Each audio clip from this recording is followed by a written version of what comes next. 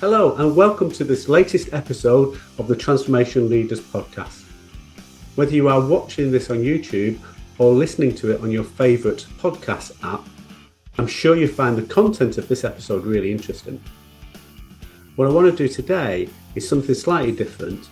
Instead of having a discussion with another transformation leader like we normally do within these sessions, what I want to do is talk to you about the transformation canvas and how you could maybe look to adapt the canvas to help you set your transformation program up for success. If you had the chance to download and read my latest ebook, Evolve or Perish, you'll know the story that that ebook contains around the Vanguard Corporation and how they, a fictitious company, but how they utilize the canvas to have the discussion and agree how their transformation program should be set up. And from that, I've had a bit of feedback from people saying, yeah, but that's just a fictitious company. You're making it up as you go along. So can you start to show me and help me to embed the canvas in a real life organization? So that's what I'm hoping to do today. And we'll go have a little bit of fun about it. And we're going to utilize an organization, a real organization that I've never worked with. I've never worked in the industry. So there's a lot of assumptions in there, but hopefully I'm going to look through the lens of a transformation leader. So if I was to go in and work with the senior leadership team of this organization, how would I look to work with them to really get them to consider the 9 pillars that the transformation canvas is based upon? The organisation in question is Manchester United. I'm a supporter, I'm a season ticket holder, and for those of you that don't know, Manchester United is a football club, a UK-based football club, English Premier League. They are one of the most successful Premier League teams in history, and one of the biggest global brands across sport. They are owned by an American family, and over the last few years, there's been a lack of investment and a lot of fan discontent and generally underperformance on the pitch. They've recently had a major investment. So Jim Ratcliffe has come in and invested over £1 billion to take 25% stake in the business. And with that, he's taking control of the football side of the business and splitting it into football and commercial.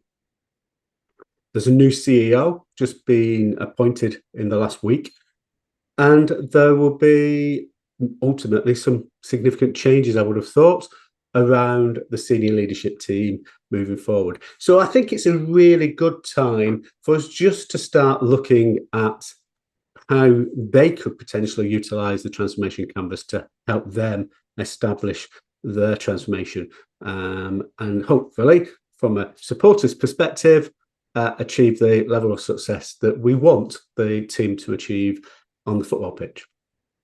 So as I said, I've no football experience, I've no real sports clubs experience, but what I do have is 25 plus years in change and transformation. And with that, I've worked with a lot of organizations across a lot of sectors and across a lot of industries. And together with a group of other people, we've been pulling together and collating what will become known, when it's published in the next few weeks, the Transformation Leaders Body of Knowledge. And that body of knowledge is based around 9 pillars that I think, and we think, shall I say, that an organization needs to consider if they were to set up a transformation for success. And we all know the stats around change programs and how successful they are at delivering the ultimate outcomes that the original program was set up to achieve. You know, there's a lot of failure out there. So what we're trying to do within the transformation body of knowledge is put together a structured framework around these 9 pillars. And what we've also done is condense those 9 pillars into what's known as the transformation canvas. So a 1-page summary of the 9 areas. And it's a tool that you can utilize to help you ask the relevant questions and get consistent understanding of the impact that the transformation is going to deliver across all elements of the business. So what I want to do is utilize that transformation canvas as a way of having a discussion with the leadership team and really establishing the questions that I would look and the clarity I would look to achieve with that senior leadership team within the Manchester United club. So the first of the 9 pillars is what I call strategic blueprint. And when I mean strategic blueprint, I'm talking about having an absolute clarity on the vision for the organisation. So the discussion with the chief exec would be, and his senior leadership team would be, what do we want the vision of Manchester United to be? And what does that look like moving forward? So we can get clarity about where we are now. Absolutely, and that's relatively straightforward because of the public company. There's lots of information out there about where they are financially, where they are in terms of sporting prowess, where they are in terms of the commerciality of the organisation, etc., etc. But where do we want to be, and what time scale do we want to work towards to achieve the outcomes that we set out to achieve? So it could be that team, that senior leadership team, state that a stated vision for Manchester United is to become the best football club in the world. But is that good enough? How do you define best, would be my question. And how do you really get to measure whether you've achieved that? So we would need to break that best down into best for what. So, I would think, as a supporter looking in, but also as a any other stakeholder, if I was working with the senior leadership team, I'd be expecting the team to be coming up with, well, best would absolutely be in relation to the sporting performance across all areas of the club, because they've got male and female teams, they've got teams of different age groups. So getting success across all of those teams needs to be number one, because that's what we are. We're a sports club. So we need to have success on the field. But secondly, what does that mean from our customers' perspective, from our fans? Manchester United is said to have over 1 billion fans globally. So what does success look like for them? And how can we really build that fan experience to equate to best? So getting clarity around that would be absolutely essential. Maybe the third area then is around commercial, because how do we manage the commercial side of the business and become the best commercially driven or commercially managed football club in the world? And then hopefully what happens after getting success on the field, getting real clarity around fan experience and delivering the best fan experience available, and getting the commercial elements right. The fourth element could be we become the most valuable sporting brand globally. Could be the fourth aspect of that real clarity of vision and that North Star. Getting clarity about those areas is critical, but also then starting to put some measures against them, some smart measures, so you can actually track progress between now and how close are we getting to delivering what we've said we wanted to do as part of the vision. And some people would naturally say, well, do we really want to go public with about how, as a sporting club, we want to be measured? And I would say absolutely, because one, it builds that energy within the organisation. Everyone knows where they're going, and everyone knows how they can contribute to helping us get there. But actually, it gives that real motivation. Interestingly enough, Sir Jim Radcliffe's sidekick is Dave Brailsford. So Dave Brailsford, who was instrumental in getting UK cycling and sky cycling to the top of the game. And one of the things that he was very clear about when he went into Sky was that he wanted to build a team that within 5 years would have a British cyclist win the Tour de France. Everyone was looking at him and saying, really? And why do I say that? Is because no British person had ever won the Tour de France previously. No new team had come from nowhere to win Tour de France within such a short period of time. So he set that ambition, and that's what we need to do within the football club. Once we've got that vision clear, the next pillar within the transformation canvas that we need to look at is the business model. And how does the business model need to change from what we're doing now to allow us to achieve that ultimate ambition and that vision, that strategic intent? Yeah. And looking at the United club at the moment, Manchester United at the moment, the business model, looking at it from the outside, because as I say, I don't have any internal perspective, but looking at it from the outside, it's been very much driven as a commercial entity. The commercial side of the business has grown exponentially over the years. As the commercial side of the business has grown, the on-field performance has probably dropped, and that has caused a lot of friction with the fan base. Absolutely. So moving forward, if we're now saying that actually football prowess and sporting performance is our number one objective, and fan experience is our second core objective, how does that business model need to adapt and need to change to allow us to achieve the level of performance improvement that we need to achieve that? So how does it need to change to put that sporting performance number one? And how does the fan experience and what we do to engage with fans and communicate with fans, how does that need to change? Getting clarity around that will typically start to throw out a whole series of initiatives and projects, and that's where the transformation program starts to be created. The third element of the transformation canvas, the third pillar, is the operating model. And ultimately, the operating model is there to deliver against a core business model. So again, what types of things do we need to be considering to ensure that the operating model is fit for purpose and it will deliver our business model and ultimately allow us to achieve the North Star and achieve the vision set out right at the start of the process? So the impact of that could be that there might need to be a change of structure within the organisation. I already mentioned that the way that the investment from Ratcliffe has come in is that he's taking control of the sporting side of the business, whilst the commercial side of the business is going to continue to be run by the Glazer family. So what does that mean in terms of the structure of the organisation? What does that mean about getting the right people in the right place? What does that mean around team development?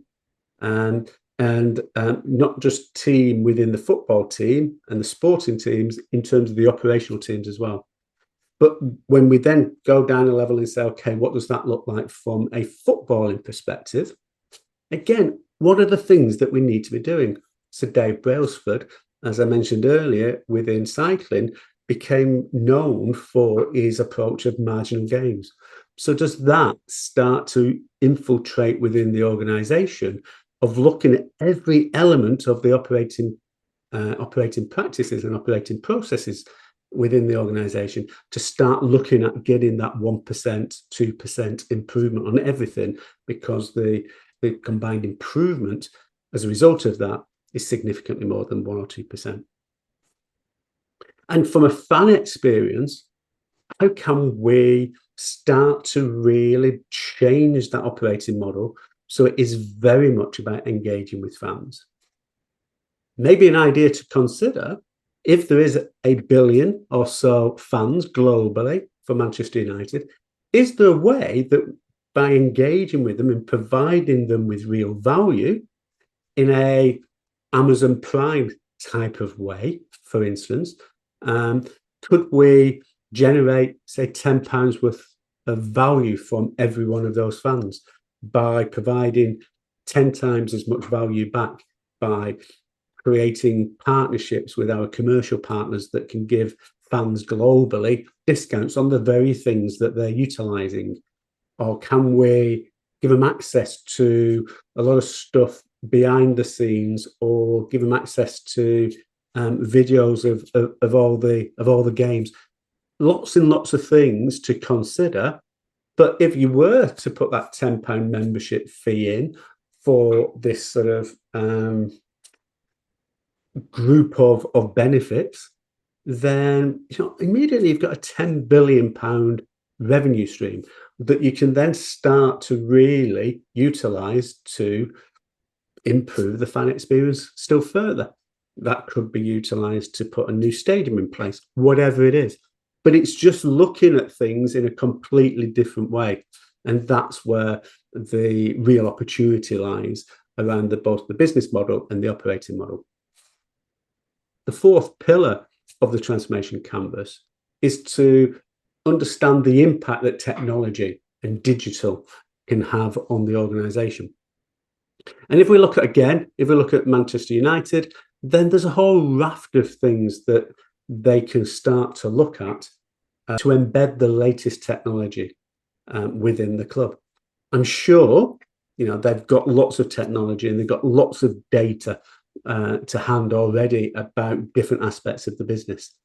But let's take a look at that to say, is it actually delivering what we need it to deliver to allow us to achieve the vision that we've set out to achieve? So is the stuff that we can do, is the new technologies that we can introduce that can help us to really improve individual and team performance, whether that is on the field or in the back office? What can we do to improve and enhance the performance of individuals and teams?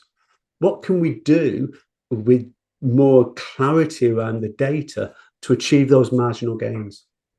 Those are the sort of things that we can start to look for. And then if we look to the fans, then again, how can we utilize technology? How can we utilize social media? How can we utilize that whole raft of engagement capabilities that technology brings to really connect with fans globally and locally? And as a management team, as a leadership team, what can we all do individually to support that within our teams so that there is this real connection with fans? That connection has been broken so many times over the years, and we, as a supporter, we look on in envy of other clubs where the relationship with fans is that much better. So the whole principle and the whole discussion that I will be having with the senior leadership team around those four areas: vision, business model, operating model, and how we could really adopt the latest innovations within the digital world. That's all about developing the roadmap. Once we've got the roadmap in place, we can start to look at how we're going to execute it. And the execution aspect is covered within the next three elements of the transformation canvas. So the fifth area, the first under the execution side, is focused upon stakeholders and partners. So I'd be working with the leadership team and to really get them to understand and accept and get a consistent understanding and acceptance of who the key stakeholders and partners are. So, the obvious ones are players, fans, media, the wider community, but who else? There's a whole raft of commercial partners. There's a whole raft of suppliers. And every one of those needs to be singing from the same hymn sheet. They need to be clear about where we're taking the club. They need to be clear about how they can help to get us there. And ultimately, as a senior leadership team, we need to know and be clear about some of those hurdles that the partners need to overcome to allow us to get to where we want to get to. So it is working through those stakeholders and partners and working through what it means to them, for ourselves in their shoes, and then really bringing them together and engaging them to come and help us to deliver what it is that we want to deliver. That's the critical part of that discussion with stakeholders and partners. The sixth area is culture and communications. The culture of the club, I think, looking at it again as a fan, is worse than it's ever been. There are so many stories coming out of the changing rooms, so many stories that are hitting the headlines. Absolutely get that as a club, being so globally renowned, there's a lot of stories out there that are made up, that's just clickbait. And a lot of media outlets are using Man United to get clicks onto their websites, etc. Absolutely understand that. But what I don't see, and what I would be talking to the leadership team about, is how we can start to control that narrative. How can we really get the culture within the organisation to a place that actually we're all in it together, we succeed together, we fail together. And actually there's that one team real philosophy, not just within the sporting teams, but within every part of the organisation, both internally and externally with our commercial partners, with our suppliers, etc., etc. So that real, let's build a wall around this and make sure that we're in it together. That's the critical part around that cultural stuff, but then really controlling the narrative around the communications and engaging with the right people at the right time to ensure that there's clear messages, and those messages are very much focused upon directing a very clear message and communicating to the right people at the right time. So yeah, controlling that narrative, I think, is absolutely critical for the club moving forward. And we would need to set up a whole series of projects and initiatives to allow us to get that in place. The seventh pillar of the transformation canvas is people. Ultimately, every transformation in every organisation, irrespective of sector, irrespective of size of organisation, irrespective of whether you're global, local, regional, people play a critical part in the successful deployment of the transformation and successful delivery of the transformation objectives.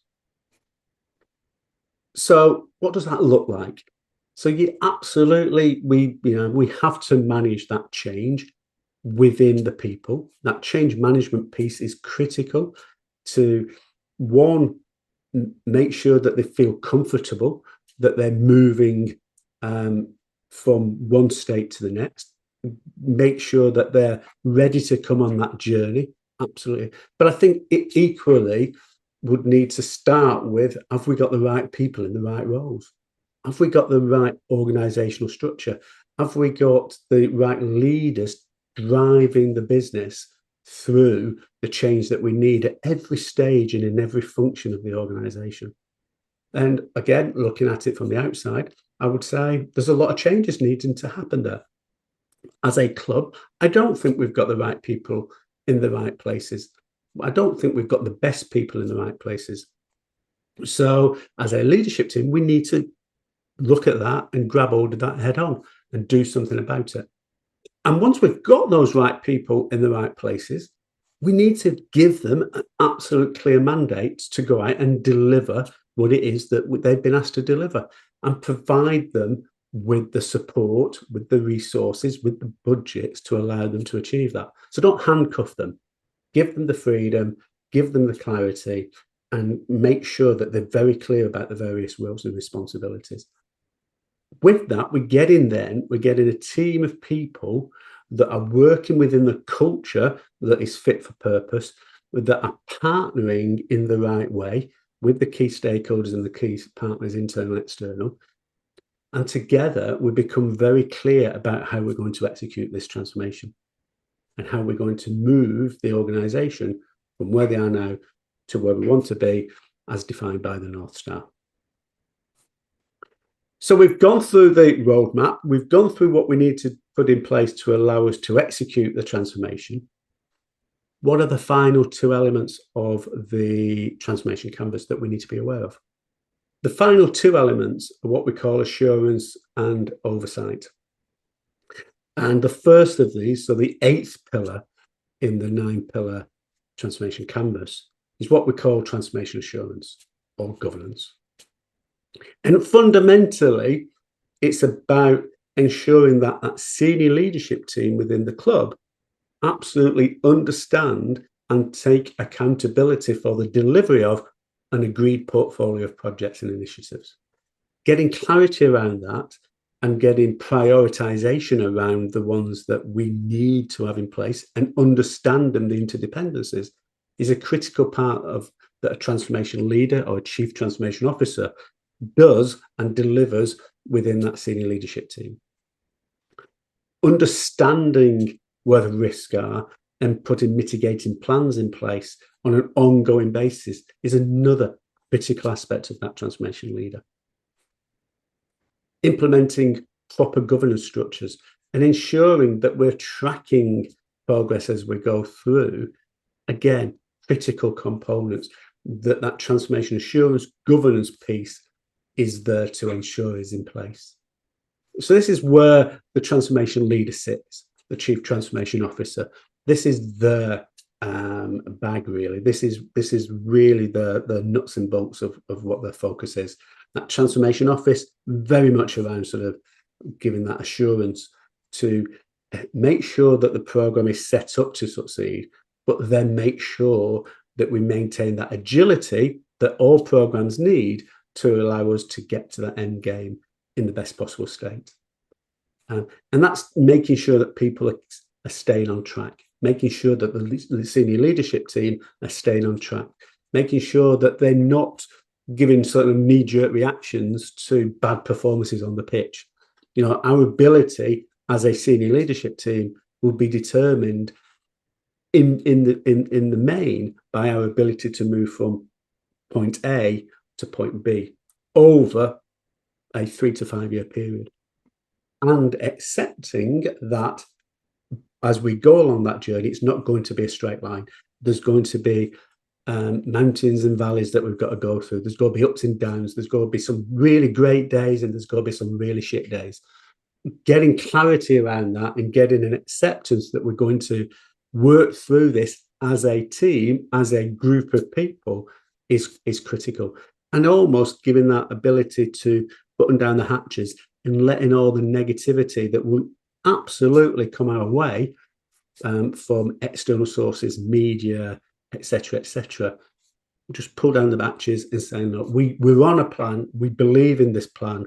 We've worked through this plan. That's a critical skill and a critical mandate for the transformation leader, in my experience. So moving on to the final element of the transformation canvas, that's what we call the financial performance or financial imperative.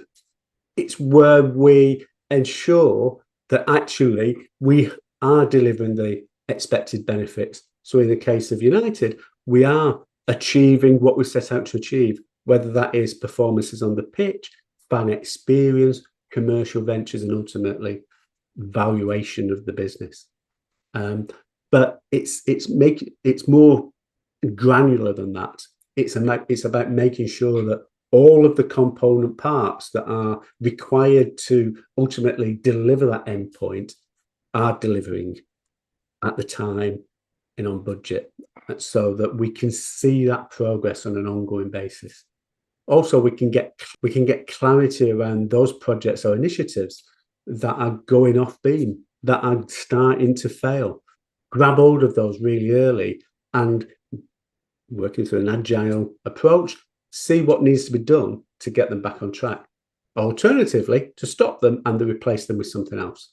So it is our absolute focus around making sure that all of the component parts are adding up and being delivered, so that when they do all come together, we are achieving sporting prowess and achieving the success on the pitch.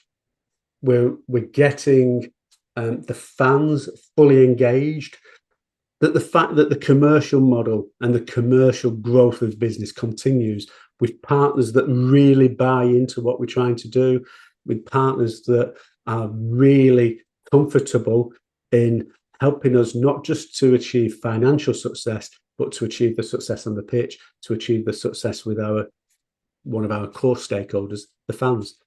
And ultimately get those first three things in place, and the financial value of the organisation will naturally increase. So it's highly likely that the brand will become one of the biggest sporting brands financially, or in value terms, shall I say, across sport.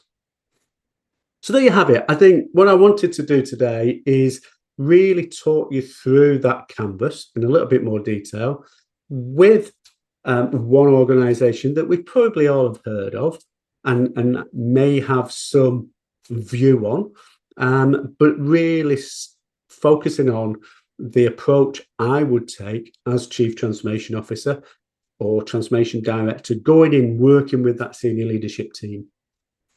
Whether or not that senior leadership team as a whole would agree with my four elements of what that vision should be, it doesn't really matter, because within the context of what we're doing. But what is absolutely clear is without that real clarity around the vision, all the other things around business model, operating model, the digitalization piece, the execution element with people, with culture, with stakeholders and partners, and the governance piece around the transformation assurance and the financial performance in financial tracking is meaningless, because you don't have that direction. And that's what's missing, I think, in a lot of organizations, getting absolute clarity on where we want to move towards, really well defined and communicated in a consistent way to everybody who's involved in ultimately having a part to play in delivering against that vision. Absolutely the case with Manchester United. So hopefully you found that really useful. If not, leave me a message and tell me how it could be more useful. If you have found it useful and want to learn more about the Transformation Canvas, download a copy of the Evolve or Perish ebook. I'll put a link in the show notes on the podcast and in the comments on YouTube. And finally, sign up to be one of the first to get your hands on a copy of the Transformation Leaders Body of Knowledge. What we do within that is look at these 9 pillars of the Transformation Canvas and expand those out to look at the different elements within each of the 9 pillars. What is it? Why is it important? How to actually embed it within your organization. So it's a very detailed step-by-step guide of really embedding that transformation canvas and what we call the Transformation Leaders Body of Knowledge framework into your organization. With that, please, as always, if you found this useful, subscribe, leave me a comment. I'll respond to everyone. Thank you very much. I'll see you again very soon.